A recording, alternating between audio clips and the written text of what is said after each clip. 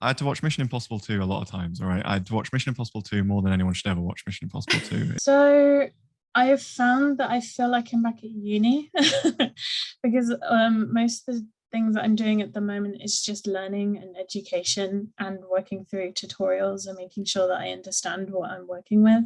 It's a bit weird. It is like learning how to do your job whilst doing your job, because at least when I started at CBS, I knew how to work in Unreal Engine.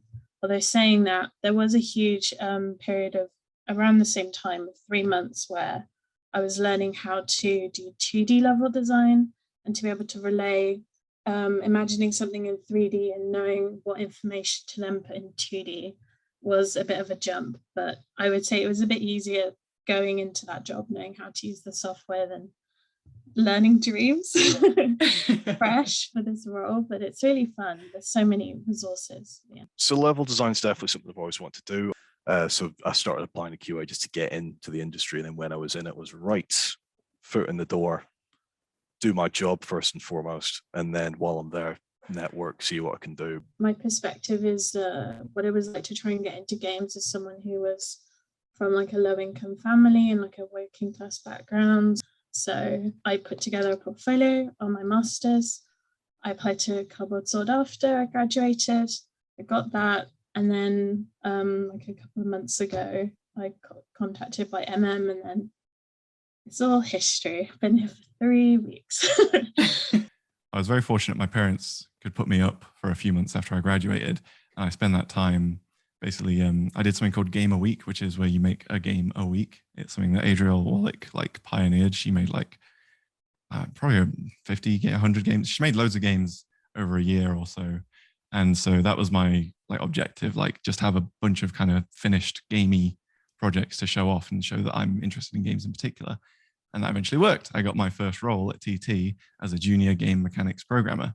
For MM, I use Streams, which is like a games creation system that you can get on the PS4. And I do 3D level design in that.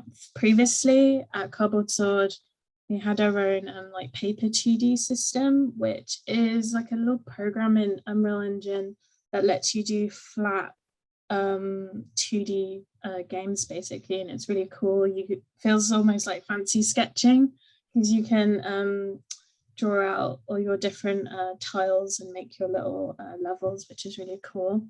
And then just around that, I use like Photoshop, like Microsoft Whiteboard, like Pinterest. Like there's so many tools that I use for like researching, collating ideas, which is almost just as important as what I use as the engine itself. So that's everything. Like having like a really good like visual, being like a visual learner, a visual thinker, I think is really good. Just being able to visually imagine what your level will be like and being creative and being, well, that's like the first thing. I won't waffle and do run-on sentences.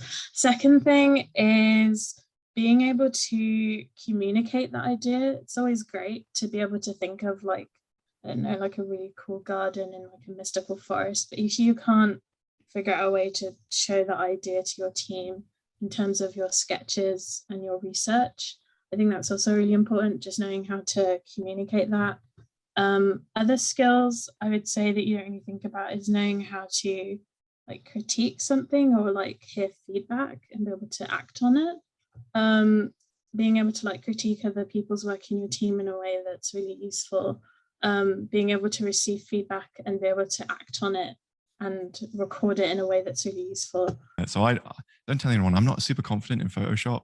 I just use paint.net for everything, which is like one step above paint. It's just paint with layers. But that gets me by. No one's called me out for it yet. And then it helps to understand like the kind of the kind of software that makes you groan when you're developing games. So version control, SVN, Perforce, that kind of thing. Project management stuff like Jira, Handsoft. Like if you at least have a base knowledge of how that stuff works, you can help grease the wheels of production rather than, I don't know, not. But typically my creative process, you get the brief, you kind of lay out the basic things of what it is you're going to be going through with that in regards to Strange Brigade or Zombie, because those are the two I can talk about. It's typically Strange Brigade, here's level 7. It's, I know the dev name, I can never, Forsaken City. For they can say it's the 7th level in the game. Everything's kind of been thrown at the player by now. It's going to be a run and gun level. So just go a bit, off the chain with the horde, have it all be a bit more like this, have it be, still have the elements there like puzzles, but kind of just go like, right, little tiny puzzle, big combat arena, little tiny puzzle, big combat, and keep those things in. So typically you get your framework, you stick to that. If you'll find I've got a problem with something I'm trying to work through and like I can't really see the wood through the trees, I'll talk to other designers, kind of like talk them through things. It's a lot more fun doing it in the office, but obviously with Zoom you can still do it. And what I typically find is even if I don't know what it is I want to do with the thing, or like I can't work out how I'm going to solve the problem, when people start telling me how they do it, I quickly go, oh no, I wouldn't do that. So it's working backwards from there, really. Working on the Lego games in particular, yeah, I watched I had to watch Mission Impossible 2 a lot of times. All right, I had to watch Mission Impossible 2 more than anyone should ever watch Mission Impossible 2. I've got real opinions about Mission Impossible 2. Let's not get sidetracked, but let's just say I had to watch Mission Impossible 2 a lot. All right, let's not talk about it. Let's not go on about it. But yeah, that research phase is super important, and it's same with me. It's where I generate a lot of ideas, and those ideas can kind of come from anywhere. So like, obviously you want to research the actual thing you're working on, zombie films, Mission Impossible, Washington, DC, if you're working on Division 2 and it's set in Washington, DC. But then it's just like, inspiration really can come from anywhere. Sometimes, very rarely, it's super easy. It's just like, oh, I know exactly what I want to do. Most of the time it's like, oh, I kind of have an idea, and that's when I like to get an engine and just start throwing things in and seeing how it works. But like specifically with the creative block stuff, what I do with Pinterest is I have like a giant level design Pinterest board, which I highly recommend to anyone to do. And I will take like an image that jumps out, whether it's like setting or shape. I'll put it on an artboard. And then I'll go back to Pinterest and start thinking about the scene in terms of like its beginning, its middle, and its end. And then having those visual markers really helps me block out my scene. So I'd highly recommend doing that if you're coming up with something from scratch and you want to break down the structure of your space narratively. That helps me a lot. So like the very first thing for a portfolio is just have a project that you think you can explain really well. The first project I put on my portfolio, secretly I didn't like it, but I could explain my choices and why I did certain things and what I took away from it. So that's step one, do one project. And then when you're actually making the portfolio, you want to choose like a free hosting website. I don't recommend paying for anything because you don't need to. And then I've written down like Adobe portfolio. I know I said don't pay for things, but if you already got the suite, you might as well just use Adobe portfolio. And then free stuff like Notion, WordPress, Wix, ArtStation are all great. And then the second thing is like make it accessible for whoever's reading it. So you want like an easy to type URL for your business card or at your networking event. The layout of the website, like making it clean. Is it easy to find your projects and to find like the projects you're most proud of? Is it like responsive on mobile and desktop? The order I like to do things is I like to do the credits first so that whoever's reading it knows what you did on the project. The finished product, so like a video of what the actual end result of the level is. Your planning, so what's your sketches. The development, I'll take screen recordings of the level as I go throughout the project and then talk about like, this is why I did this, or this is why this changed the following week, which is great. And then references, your mood board. And at the very end, you want like a conclusion and like an evaluation. So like, what did you do well?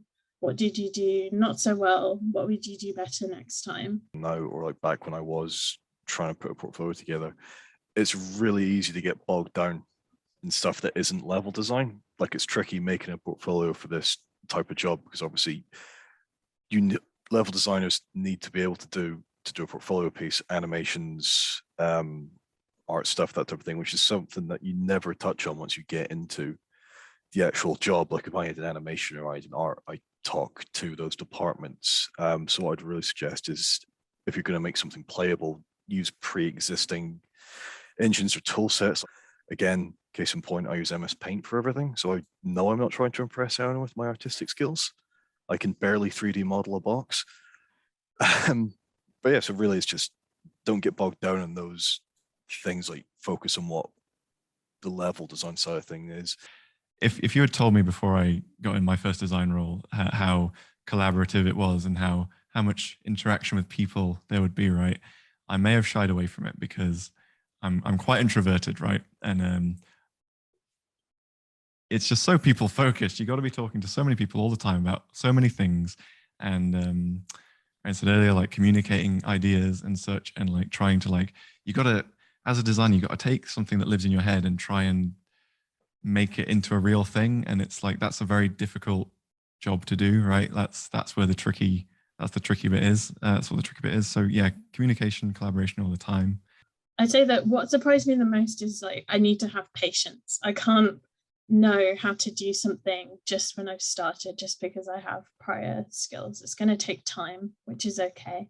Every project that I've moved on to, I feel like I've had to relearn the job on the job, like going from like Lego games at TT, which are like family friendly puzzle platformers, to the Division at Ubisoft, which is obviously not that. It's a shooter with, you know, loot and the rest of it, like very different roles. And again, with what I'm doing at Roll, like every single time. So it's not just the tools, it's like the genre, it's the whole thing. But I'd recommend, if you're struggling with social anxiety and networking, look at indie small events. Like go on Eventbrite and type in like game dev event and look for ones that are online, where you can just have an hour of your day at home and start talking to people. And then another thing is like make a Twitter, follow your favorite games people, respond, you know, be polite. That's another way of talking to people whilst not having to be on camera or be in person, and kind of work through that anxiety slowly. But practice makes perfect. So you've got this.